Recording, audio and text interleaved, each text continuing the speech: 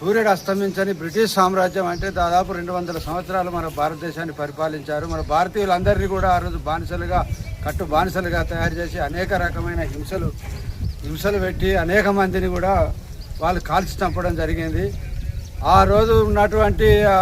మన ఉమ్మడి ఆంధ్రప్రదేశ్ అంటే అప్పుడు 1924కు ముందు ఏదైతే పశ్చిమ గోదావరి, ఏలూరు, తూర్పుగోదావరి, మద్రాసు అంటే అప్పుడు మద్రాసు రాష్ట్రం హైదరాబాద్ రాష్ట్రం రెండే ఉండేటివి. ఆ మద్రాసు రాష్ట్రంలో బ్రిటిష్ వాళ్ళు చేస్తున్నటువంటి హింస, అక్కడ ఉన్నటువంటి పోడు భూములు ఏదైతే గిరిజనులు ఆదివాసులు పోడు చేసుకున్నటువంటి ఆ వ్యవసాయాన్ని కూడా వాళ్ళు నిషేధించి ఆ గిరిజనులను పోడు చేసుకోకుండా నిషేధించి వాళ్ళని అనేక చిత్రహింసలకు గురి చేయడము, అదేవిధంగా అక్కడ ఉన్న కాంట్రాక్టర్లు, ఈ బ్రిటిష్ దొరలు మరియు పెత్తందారులు అనేక రకమైన అత్యాచారాలు చేసి వాళ్ళని నానా రకాల హింస పెట్టడాన్ని చూసి భరించలేక ఆనాడు విద్యావంతుడైన అల్లూరి సీతారామరాజు ఆనాడు స్పందించి ఒక యువతను చేరదీసి ఆ రోజు బ్రిటిష్ దొరలను గడగడలాడించినటువంటి